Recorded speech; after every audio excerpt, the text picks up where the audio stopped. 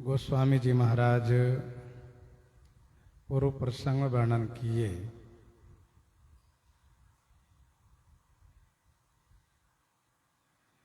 रावण सभा में आता है और मंत्रियों से युद्ध करने के संदर्भ में सलाह लेता है। मंत्री लोग कहते हैं कि इन मनुष्य से, वानर से और भालू से आपको इतना भय क्यों है? ये तो हमारे आहार हैं, भोजन है। जब आप कहेंगे, आप चाहेंगे तो हम लोग उन सबको खा जाएंगे। यह ठाकुर सुहाती बातें सुन करके रावण का एक बेटा प्रहस्त ने मंत्रियों की बात को विरोध करते हुए कहा कि प्रभु, हे महाराज, मंत्रियों की बुद्धि स्वल्प है, इसलिए इनकी बातों पर ध्यान नहीं देना चाहिए।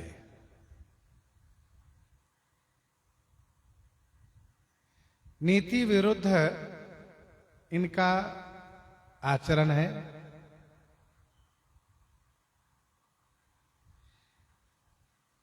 ये मंत्री लोग ठाकुर सुहाती कह रहे हैं, महाराज, मैं आपसे ही जानना चाहता हूं कि बानर को ये लोग भोजन बताते हैं। तो एक बानर आया था समुद्र लांघ करके, उनका चरित्र ये लोग मन ही मन गाया करते हैं। ऐसा क्यों? मंत्रियों की ओर देखा, क्यों जी मंत्रीगण, उस दिन आप लोगों में से किसी को भूख नहीं लगी थी क्या? नगर जलाते हुए में पकड़ करके खा गए होते तो आज ऐसी दशा ही नहीं होती। जो लंका की ऐसी दशा है, कोई भी मंत्री यदि उस वानर को पकड़ के खा गए होते तो लंका जलने से बच गई होती। सुनत नीक आगे दुख पावा, सचिवन असमत प्रभु ही सुनावा। सचिवन असमत प्रभु ही सुनावा।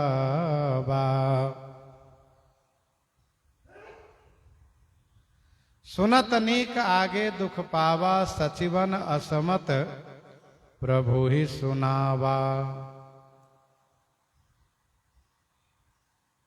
सुनने में नीक लगता है और आगे परिणाम में दुख प्राप्त होता है। हमारे ये मंत्रीगण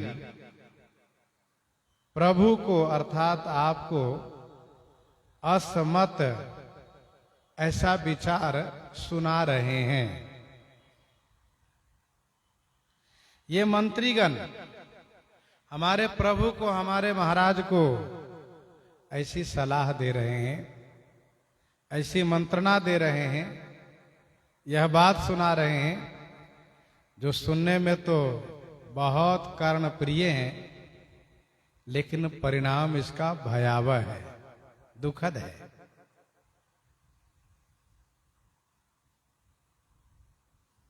जेहि बारिश बंधायऊ हेला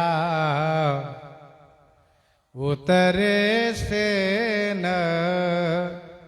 समेत सुबेला जेहि बारिश बंधाय उहेला उतरे से न समेत सुबेला जेहि जिन्होंने हेला माने क्रीड़ा में खेल पूर्वक क्रीड़ा पूर्वक खेल पूर्वक अथवा निरादर पूर्वक बारिश बंधायो बारिश सागर को बांधा और सेन समेत सुबेला उतरे सेना के सहित सुबेल पर्वत पर उतर गए अथवा तो सुबेला माने शुभ मुहूर्त में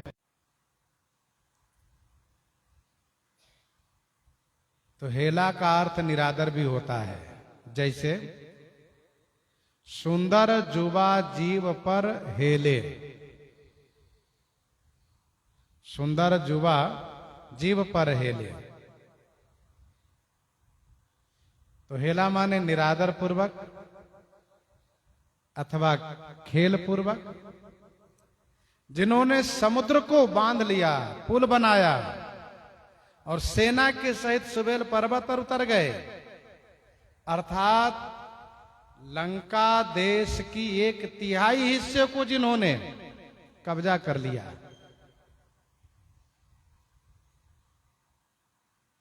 सुबेल पर्वत पर आकर के उन्होंने कब्जा कर लिया आपके सैनिक कहां गए आपके रक्षक लोग कहां गए जिन्होंने लंका की 1/3 हिस्से को कब्जा कर लिया है सुबेला का दूसरा अर्थ शुभ मुहूर्त भी होता है धेनु धूरी बेला विमल सकल सुमंगल मूल शुभ मुहूर्त में उतरे शोभनु मनुज खाब हम भाई बचन कहीं सब गाल फुलाई शोभनु मनुज खाब हम भाई बचन कहीं सब गाल फुलाई हे भाई सो भानु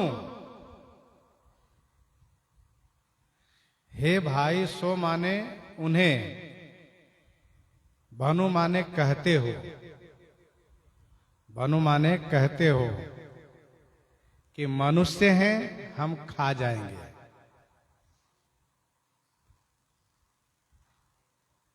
अथवा हे भाई सो माने वह कहो कि वह मनुष्य हैं हम खा जाएंगे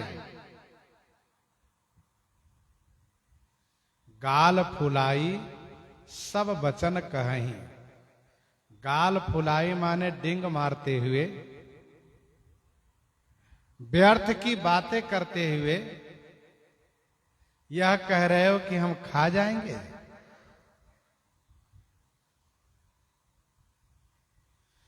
सो भानु मनुज खाब हम भाई बचन कहीं सब गाल फुलाई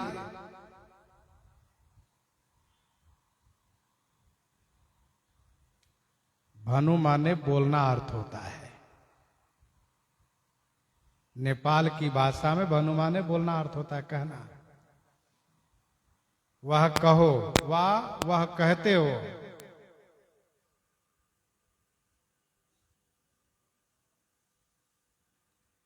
कि वह मनुष्य हैं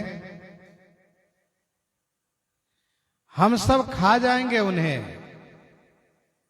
और यह बात गाल फुलाकर कहते हो, डिंगाते हुए, गप करते हुए कहते हो।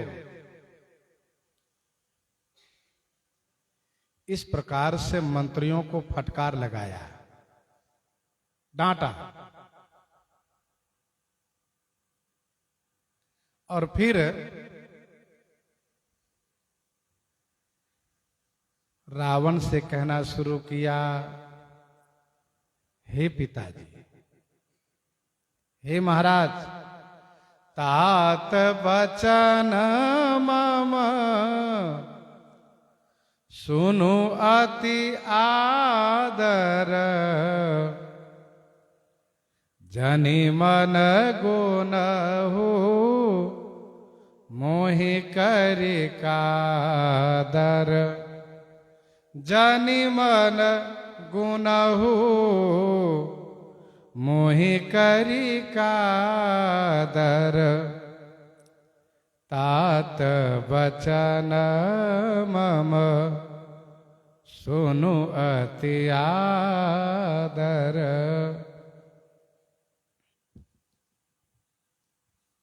हे तात, मम वचन अति आदर सुनो, मेरे वचन को अति आदर के साथ सुनिए।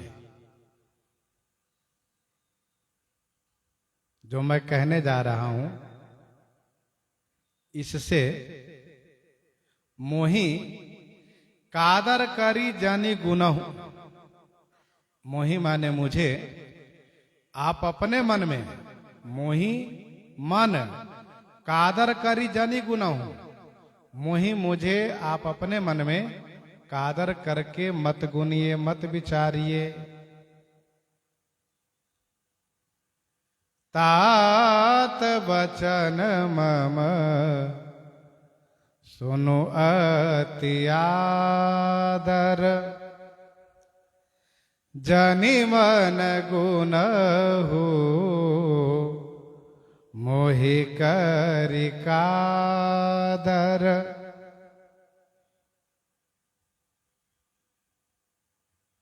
हे तात, मेरे वचन को अति आदर के साथ सुनिए, अति प्रेम के साथ सुनिए। आप अपने मन में मुझे कायर करके मत मानिए। आप मेरे पिताजी हैं। मैं जो कहूंगा ये अपने देश के हित के लिए ही कहूंगा, अपने समाज के हित के लिए कहूंगा। मेरी बात को आदर से आप सुने और मुझे आप अपने मन में कायर ना माने।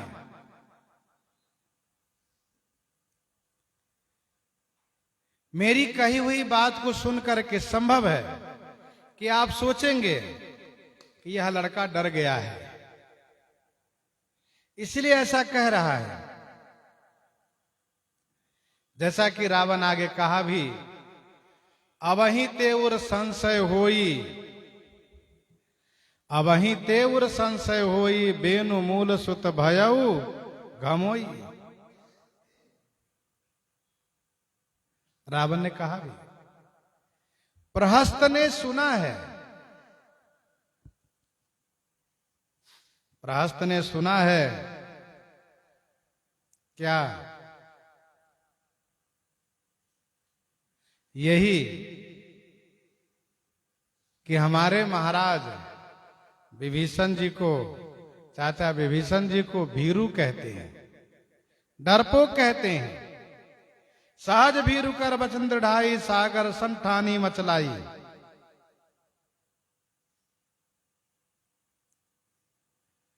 तो कहा कि आप मुझे कायर मत समझिए, आप हमारी बात को मानेंगे तब भी हम आपके साथ में, और नहीं मानेंगे तब भी हम आपके साथ ही रहेंगे। आपसे अलग नहीं हो सकते, क्योंकि हम आपके बेटे हैं।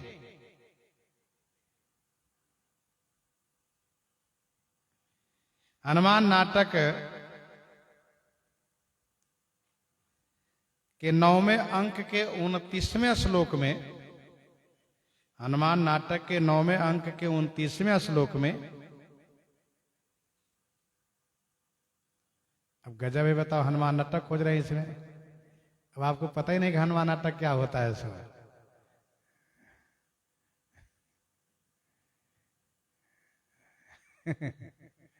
इसलिए हम कहा करते कि पाठ करो, रामायण के पाठ करो, ग्रंथावली के पाठ करो, तो पता तो चले ग्रंथावली में कितने ग्रंथ है। हमें नहीं लगता कि पूछ दे कई लोगों से खड़ा करा करके कि बिना देखे बताओ क्या क्या नाम है, तो शायद बता पाऊं। कुछ लोग ही बता पाएंगे, पाठ करने में लगता नहीं है। अब हनुमान नाटक के नाम लेने का मतलब हनुमान नाटक तो है नहीं, सोच रहे इसी में सब है, सारे ग्रंथ इसी में है। तो हनुमान नाटक 9वें अंक के 29वें श्लोक में ऐसा वर्णन है, विरूपाक्ष और महोदर, विरूपाक्ष और महोदर, इन दोनों ने कहा, महाराज हम आपके साथ जिए हैं, आपके साथ ही रहे हैं और आपके साथ ही रहेंगे। फिर भी आप यदि हमारी बात मान करके श्री सीता जी को लौटा करके विरोध छोड़ देते, यह आपके हित में था, यह आपके हित में था। इन दोनों ने स्पष्ट किया कि मानेंगे तब भी हम आपके साथ में रहेंगे, नहीं मानेंगे तब भी हम आपके साथ में ही रहेंगे। और यही आशय है प्रहस्त का।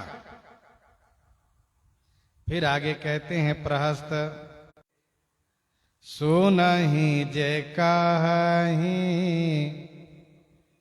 प्रिय बानी जे, सुनहि जे कहि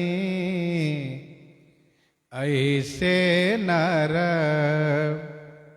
निकाय जग आही, ऐसे नर निकाय जग आही,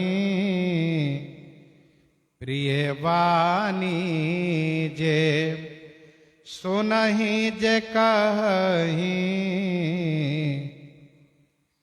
प्रिय वाणी जे सुनहि जे कहि। प्रिय वाणी को जो कहते हैं और जो सुनते हैं, जो केवल कर्ण प्रिय मुंह देखी बातें कहते हैं और सुनते हैं, ऐसे नर निकाय जगह है। ऐसे नर, ऐसे मनुष्य जगत में, निकाय माने समूह है, बहुत है।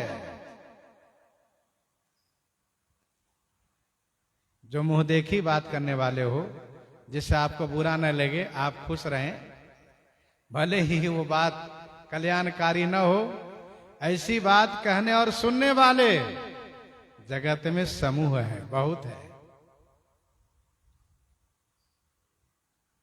खूब घूमो, खूब खाओ, खूब मोबाइल देखो, यह बात कहने वाले बहुत मिलते हैं आज भी।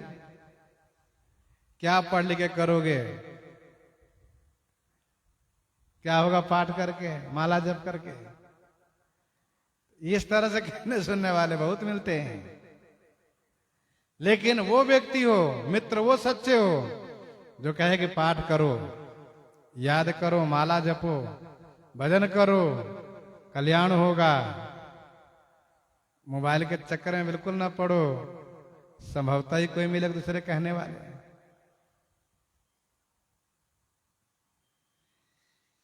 तो जो कर्ण प्रिय बातें हैं, मुंह देखी बातें हैं, भले उससे नुकसान हो, हानि हो, इस तरह की बात कहने वाले संसार में बहुत है।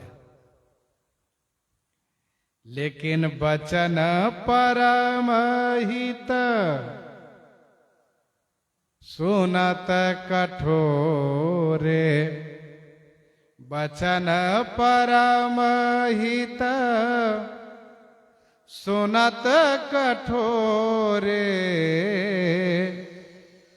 सुनहि जे कहहीं ते नर प्रभु थोरे। सुनहि जे कहहीं ते नर प्रभु थोरे। बचन परम हित सुनत कठोरे। हे प्रभु, हे मेरे महाराज, ते नर थोरे। ते नर माने ऐसे मनुष्य बहुत कम हैं जो सुनत कठोरे, सुनने में कठोर लगे, लेकिन परम हित वचन हो, परम कल्याणकारी बातें हो, इसको सुनने और कहने वाले।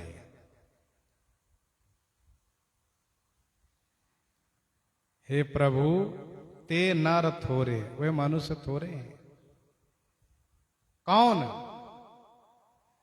जो कठोरे वचन, परम हितकारी वचन, सुनने में कठोर हो पर परम हित वचन हो, उसको कहते हैं और सुनते हैं।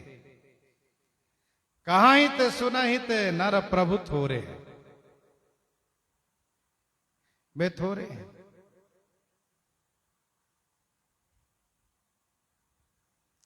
जो सुनने में कठोर लगता हो, कटु लगता हो, लेकिन परम हितकारी वचन हो, ऐसे कहने और सुनने वाले बहुत कम है। ये बिल्कुल सत्य है। आत्म कल्याण की बात कहने वाले, भजन पूजन की बात कहने वाले बहुत कम है। संसार की ओर ले जाने वाले, संसार की ओर ले जाने वाली बातें कहने सुनने वाले बहुत है। श्रीमद् वाल्मीकि रामायण में मारीच कहता है, सुलभा पुरुषा राजन, सुलभा पुरुषा राजन, सततम प्रियवादिनः, अप्रियस्य च पथस्य, वक्ता श्रोता च दुर्लभा। राजन, ऐसे पुरुष संसार में सुलभ है। कैसे पुरुष? कहा प्रिय बोलने वाले, लेकिन जो पथ रूप में हो पर अप्रिय हो, इसके वक्ता और श्रोता दोनों कम है। अच्छा, एक तो कटु हितकारी बात कहने वाले कम है, और यदि कोई मिल भी जाए तो सुनने वाला दूसरे दिन भाग खड़े होते हैं। सोचते इनके पास रहेंगे तो परेशान करते रहेंगे, ऐसा करो ऐसा करो। कहने वाले हैं, ज्यादा कहेंगे तो वहां से भाग खड़े होंगे, उनके पास ही नहीं जाएंगे, उनसे मिलेंगे ही नहीं।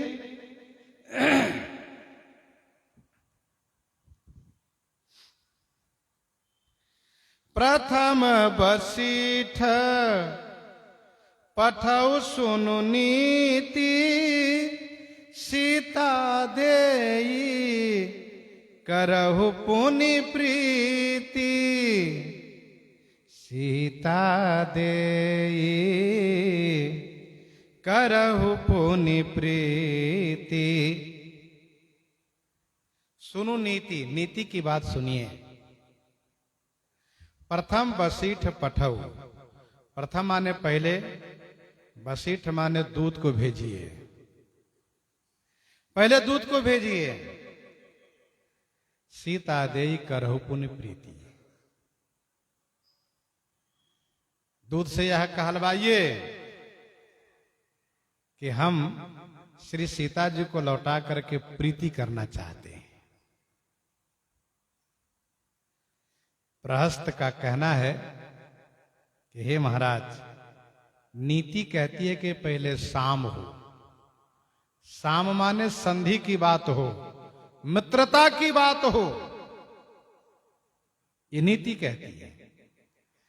तो पहले आप वशिष्ठ मान दूत भेजिए, पहले दूत भेजिए,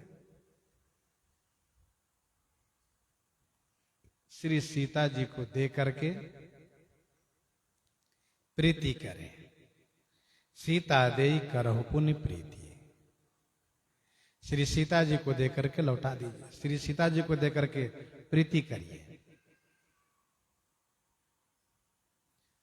अर्थात पहले आप अपनी ओर से दूत भेजिए, वे जाकर के उनसे बात करें कि लंकेश महाराज दशानन आपसे मिलना चाहते हैं, संधि करना चाहते हैं, मित्रता करना चाहते हैं, यह बात कहें।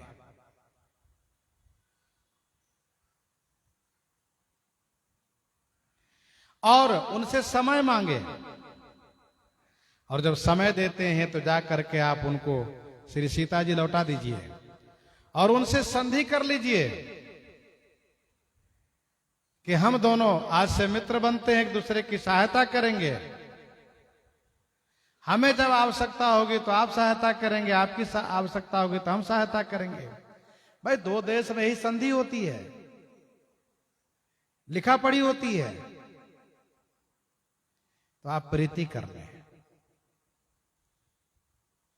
सीता दे करहूं पुण्य प्रीति, प्रेम करिए।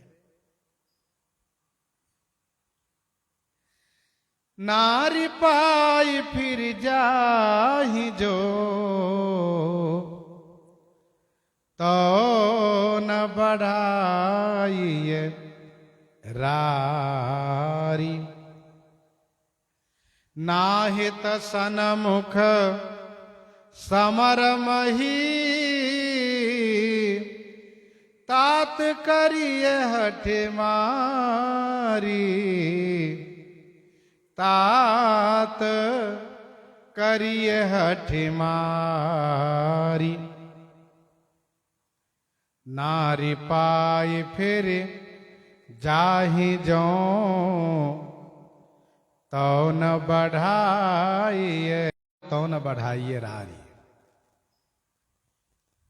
जो यदि नारी पाई फिर जाही, नारी को पा करके फिर जाही माने लौट जाते हैं, तो रारी न बढ़ाइए।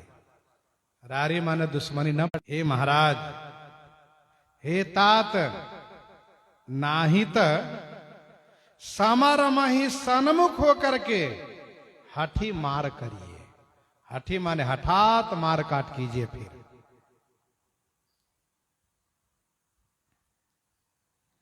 नारी पाई फिर जाहि जो, तो न बढ़ाइए रारी।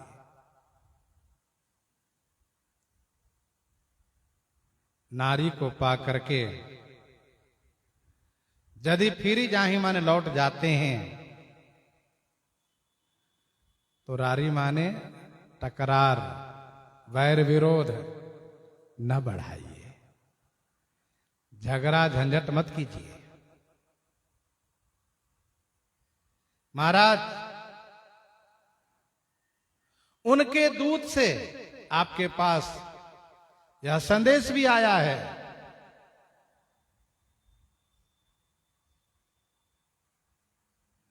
कि सीता देई करो पुण्य प्रीति। श्री सीता जी को लौटा दीजिए आप।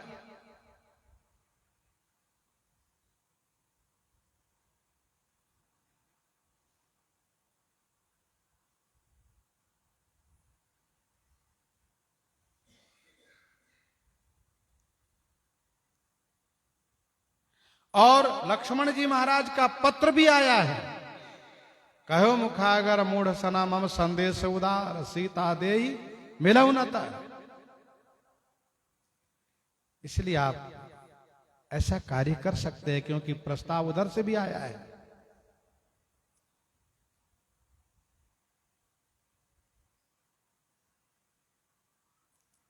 हनुमान जी ने कहा था मोरे कहे जानकी दीजिए, तो उनके दूत, उनके भाई का प्रस्ताव है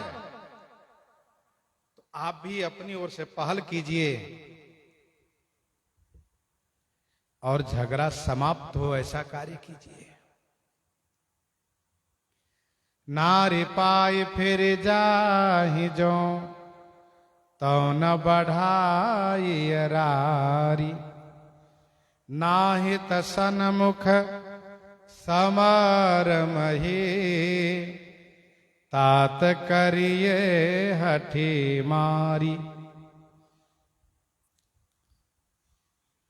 यदि वह श्री सीता जी को पा करके नहीं लौटते हैं तो हे तात, हे महाराज, नहीं तो युद्ध में सन्मुख होकर के, समर मही माने युद्ध भूमि में सन्मुख होकर के हठ पूर्वक मारपीट कीजिए। तात करहु हठी मारी।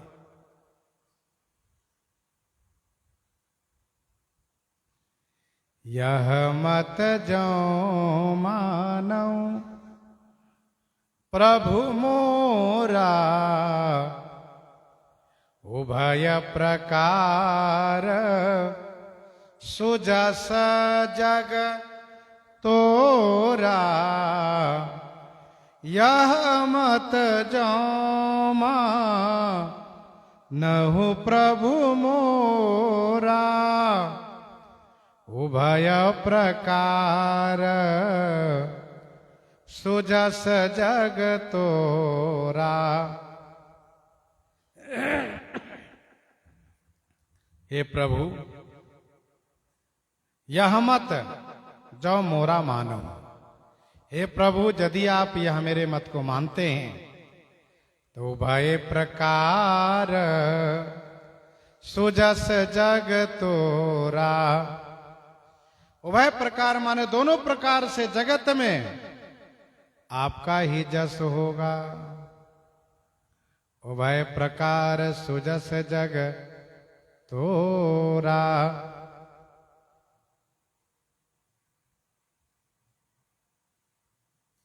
हे प्रभु, जो माने यदि मेरे इस मत को आप मान लेते हैं तो दोनों प्रकार से आपको ही जस मिलेगा, साम में भी और दंड में भी।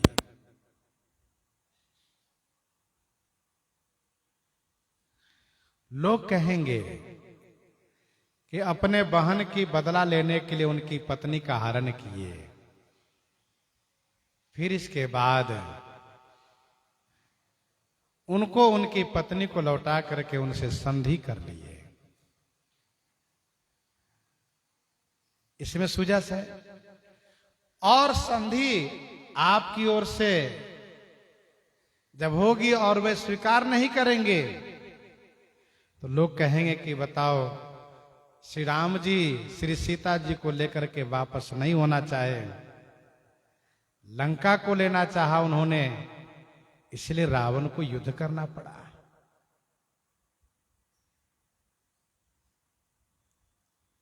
भारतीय इतिहास ये कहता है कि भारत अपने राष्ट्र की सुरक्षा चाहता है, दूसरे राष्ट्र का हित चाहता है। इसका मतलब यह नहीं कि दूसरे राष्ट्र को अपने कब्जे में लेना चाहता है। भगवान श्री राम जी न किष्किंधा लिए न लंका लिए, उन्हीं को दे दिए।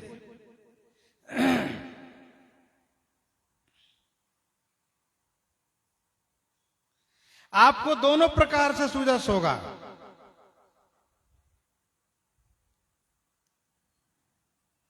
जो आपन चाहे कल्याण सुजस सुमति, शुभ गति सुख नाना, सो पर नारी लीलार गोसाई, तजौ चौथी के चंद की नाई, तजौ चौथी के चंद की नाई। तो आपको सुजस होगा। यह सुन करके रावण नाराज हुआ। सुत सन कह दस कंठ रिसाई, असीमति सठ के ही तो ही सिखाई। सुत सन कह दस कंठ रिसाई, असीमति सठ के ही तो ही सिखाई। सुत सन कह दस कंठ रिसाई। सुत सन माने बेटे से दशकंधर ने रिसिया करके कहा, गुस्सा करके कहा, अरे सठ असीमति तो ही के ही सिखाई। असीमति माने ऐसी बुद्धि तो ही तुमको किसने सिखाई है। सुत सन कह दस कंठ रिसाई, असीमति सठ के ही तो ही सिखाई।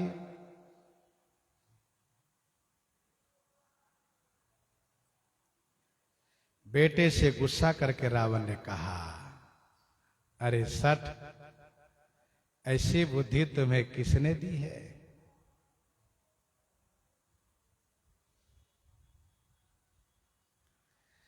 शत्रु का उत्कर्ष रावण को सहनीय नहीं होता है।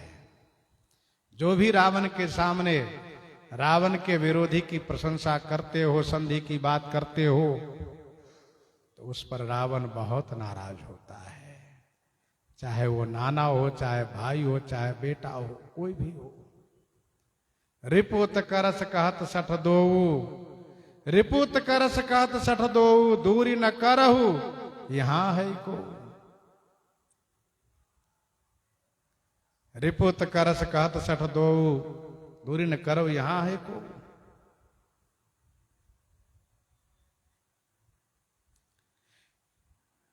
सब पर नाराज होता है। परहस्त से कहा, अरे तुमको ऐसी बुद्धि किसने सिखाई? क्या तुम्हारे नाना ने सिखाई, कि तुम्हारी मां ने सिखाई, कि तुम्हारे चाचा ने सिखाया है? किसने तुम्हारी ऐसी बुद्धि सिखाई? अब ही ते और संशय होई, बेनुमूल सुत भयऊ घमोई। अब ही ते और संशय होई, बेनुमूल सुत भयऊ घमोई। अब ही ते और संशय होई। अब ही ते माने अभी से तुम्हारे हृदय में संशय होने लगा है। अरे सुत बेनु मूल घमोई भयऊ, बेनु मूल के घमोई तू हो गया।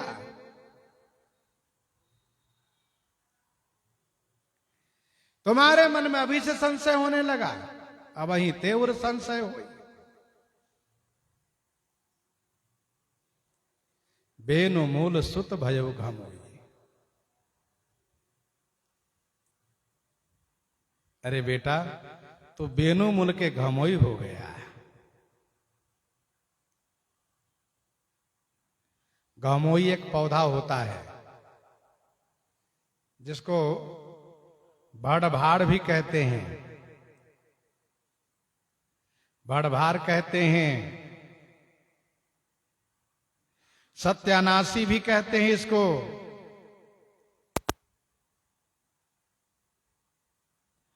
इसमें पीला पीला फूल होता है, कांटा ही कांटा होता है, वैसे होता है बड़ा कोमल।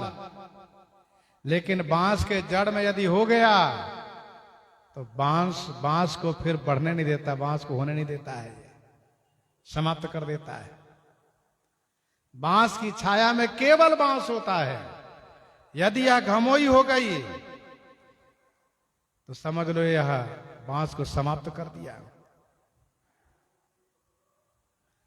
गीतावली सुंदरकांड 5 पद में गोस्वामी जी ने लिखा, गीतावली सुंदरकांड 5 पद में गोस्वामी जी ने लिखा, कहत मन तुलसी लंका करऊं सघन घमोई। घमोई का अर्थ नाश भी होता है। बेनुमूल सुत भयउ घमोई।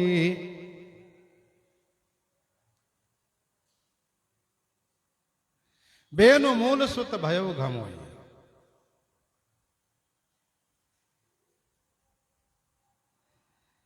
यह बांस के जड़ में होता है, बांस के जड़ में होकर के बांस को ही समाप्त कर देता है, उसको होने नहीं देता है।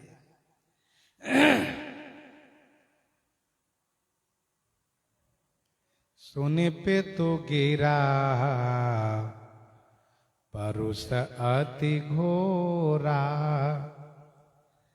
चला भवन कहे वचन कठोरा।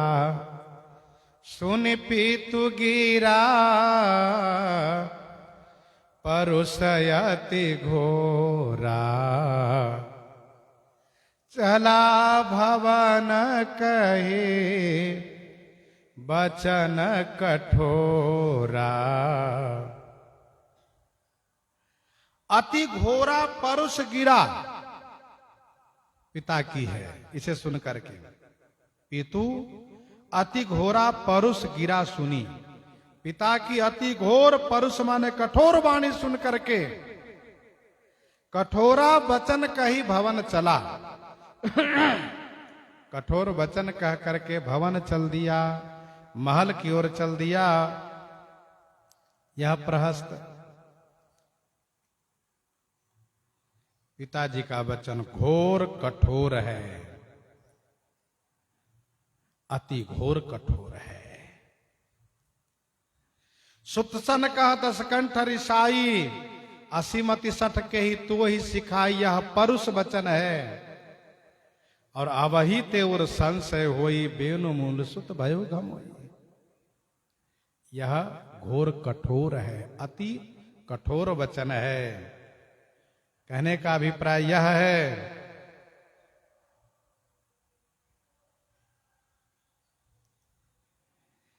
कि रावण के कहने का आशय यह है, रावण के कहने का आशय यह है कि तू निश्चर वंश में होकर भी तू निश्चर का कोई लक्षण नहीं पाया। जैसे बांस के मूल में जो घमोई होती है वो बांस का वंशज नहीं है। हाँ, वो घमोई बांस के वंशज नहीं है, वो अलग से है। वैसे मानो रावण ने कहा तू अलग से आ गया है, तू अलग से आ गया है, तो निश्चर कुल का नहीं लगता है, मतलब तू मेरा बेटा नहीं लगता है। ये कहने का आशय है। यह बात इनको बहुत अखड़ गई, बहुत बुरी लगी। इन्होंने कहा कि हम तो अपने बाप के हैं, क्योंकि हम वही करते आ रहे हैं जो आप करते आ रहे हैं, हम आपके साथ हैं। लेकिन सत्य तो यह है कि आप अपने बाप के नहीं हैं। यह है कठोर वचन कह करके चलना, क्योंकि आपके बाप पिताजी मुनि हैं, आप राक्षस हैं। वे पुण्यात्मा है, आप पापात्मा हैं। वे धर्म करते हैं, आप अधर्म करते हैं। आप अपने बाप के नहीं हैं, हम तो अपने बाप के हैं ही। चला भवन कही वचन कठोरा। यह कठोर, अति कठोर वचन सब है। जैसे लखन कहे कछु वचन कठोरा, यह कठोर वचन सब है। गोस्वामी जी ने स्पष्ट नहीं किया। भले राक्षस है, लेकिन पिता को ऐसा कहना और बेटे के लिए पिता को भी इस तरह से कहना, ये सब एक मर्यादित नहीं है कि तू मेरा नहीं है। बेटा कहे कि हम तो आप ही के हैं, आप ही पर गए हैं, लेकिन आप अपने पिता के नहीं है, थोड़ा थोड़ा क्या बहुत अमर्यादित है ये, लेकिन आशय यही है। सुन पितु गिरा परुषयति घोरा, चला भवन कही वचन कठोरा। हित मत तो ही न लागत, कैसे काल विबस कह भेषज। जैसे हित मत तो ही न लागत, कैसे काल विबस कह भेषज। जैसे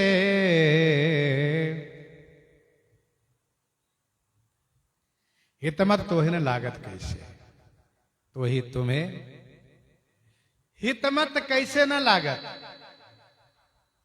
तो ही माने आपको हितकारी बातें कैसे लागू नहीं होती है। जैसे काल विवश कहां भेषज, जैसे काल के विवश होने पर भेषज माने औषधि लागू नहीं होती है। काल विवश कहां भेषज, जैसे हितमत तो ही न लागत, कैसे काल विवश कहां भेषज। जैसे तुम्हें हित की बात अच्छी नहीं लगती है। अब कठोर वचन में यह भी है कि हितमत तो ही न लागत कैसे, हितकारी मत आपको कैसे अच्छे नहीं लगते हैं। तो जैसे काल विवश कहां भेषज, जैसे काल के विवश होने पर भेषज माने औषधि नहीं अच्छी लगती है।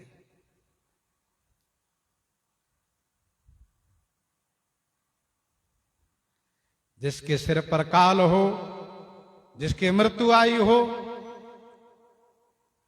पहली बात तो यह कि उसको औषधि समय पर मिलती नहीं। यदि मिल भी जाए, वह खा भी ले, तो औषधि उसको पचती नहीं है।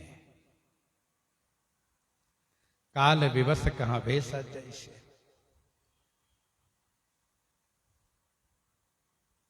संध्या समय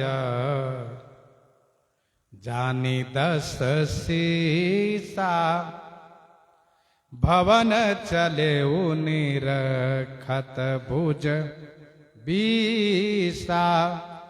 संध्या समय जानी 10 सीसा। भवन चले निरखत भुज बीसा। 10 सीसा रावण संध्या समय जान करके 20 भुज, 20 भुजों को, 20 भुजाओं को निरखत माने देखते हुए चला। भवन चले निरखत भुज बीसा। संध्या समय जानी 10 सीसा। भवन चले निरखत भुज बीसा।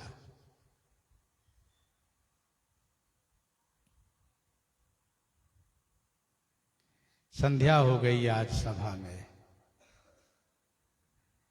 चर्चा शुरू हुई थी कि करब कवन विधुरी पुसे जूझा,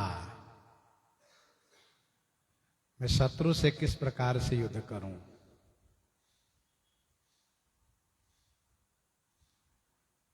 यही चर्चा शुरू हुई थी और पूरा दिन बीत गया। संध्या हो गई। विश्व भुजा को देखते हुए रावण अपने घर की ओर चला। ये मेरी 20 भुजा है, मुझे सोचने की कोई बात नहीं है, डरने की कोई बात नहीं है।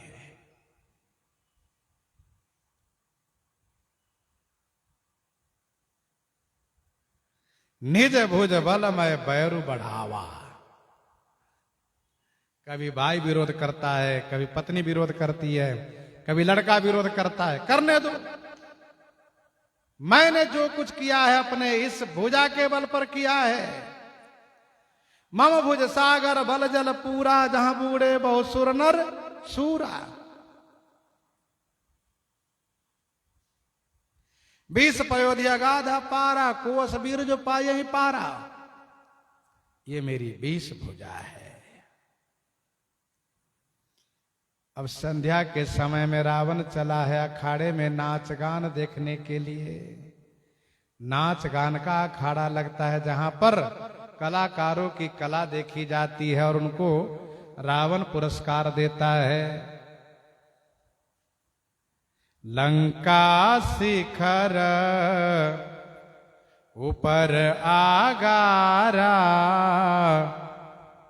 अति विचित्रतः होई अखारा। लंका शिखर ऊपर आगारा, अति विचित्रतः होई अखारा।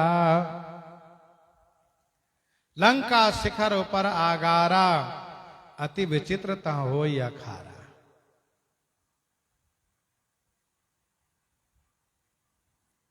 लंका के शिखर पर, अगारा माने भवन है। लंका के शिखर के ऊपर, अगारा माने एक भवन है। वह कौन सा भवन है? कहा नाच गान के लिए भवन बना है। वो नृत्य गान का वो अखाड़ा है। अति विचित्रतः होई अखाड़ा, नाच गान का वो अखाड़ा है। जैसे पहलवानों के लिए अखाड़े में कुश्ती होती है, पहलवानों का अखाड़ा होता है, वैसे नाच गान का अखाड़ा भी होता है। उसमें सब अपनी अपनी कला दिखाते हैं, कला की आजमाइश करते हैं। लंका है शिखर पर, गिर त्रिकूट पर बस लंका। और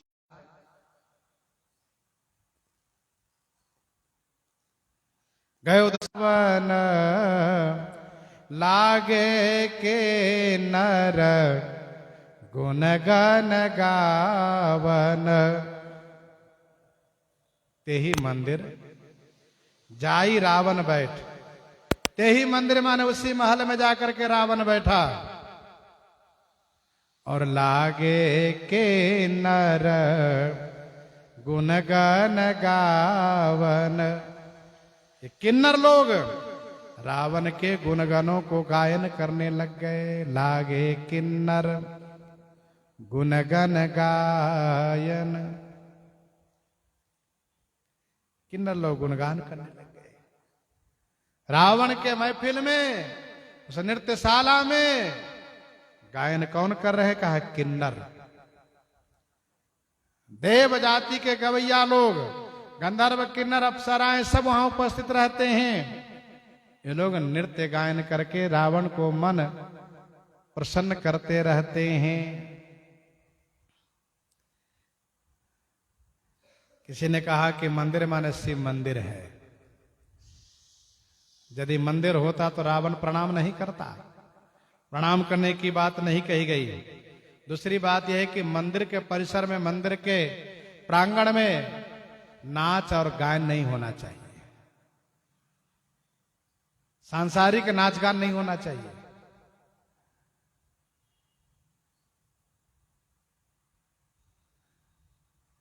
इसलिए मंदिर नहीं, ये नृत्यशाला है।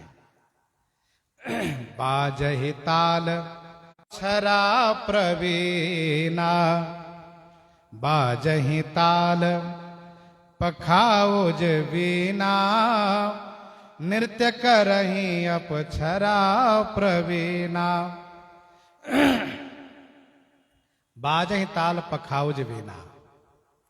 ताल माने मजीरा, पखाउज मृदंग, बीना ये बाजे बज रहे हैं। पखाउज मृदंग के ही आकार के है, छोटा होता थोड़ा ये मृदंग से। नृत्य करही अपछरा प्रवीणा। प्रवीणा माने कुशल अप्सरा, नृत्य करती हैं, नाच गायन करती हैं। रंभादिक सुर नारी नवीना सकल असमसर कला प्रवीणा। गोस्वामी जी कहते हैं रावण का ये सुख है, ये रावण का मौज है, रावण का ये वैभव है, रावण का सुख विलास है। सुना सीर सत सरिस सो संतत करई विलास। परम प्रबल रिपुशीस पर तद्यपि सोचन त्रास। तद्यपि सोचन त्रास। सो सत सुना सिर सरिस। सो माने वह सैकड़ों, सुना सिर माने इंद्र के समान, संतत माने हमेशा विलास करता है, सुख विलास करता है। परम प्रबल रिपुशीस पर, परम प्रबल, परम बलशाली, परम शक्तिशाली शत्रु शीश पर है। तदपि माने फिर भी न सोच है न त्रास है, कोई चिंता नहीं, कोई डर नहीं है रावण को। गोस्वामी जी महाराज इस प्रकार से रावण के सुख विलास को, वैभव को वर्णन कर रहे हैं। प्रसंग को यहीं पर हृदयांगम करते हुए आइए कवितावली रामायण से श्रवण करें।